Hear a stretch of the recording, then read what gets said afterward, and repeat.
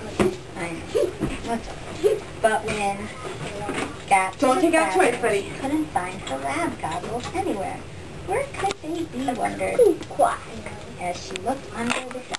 Miss McGinty was talking. Pay attention, children. I'm going to reveal my surprise. Cuckoo! Teacher Rat.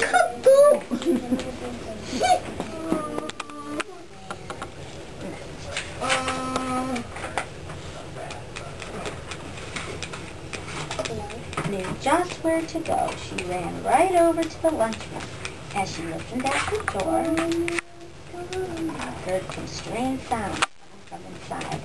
Even though it was dark in the room, wasn't afraid. She opened the door and saw the strangest sight in the world. A baby raccoon was wearing her goggles, and that's not all. The raccoon was eating a leftover sandwich.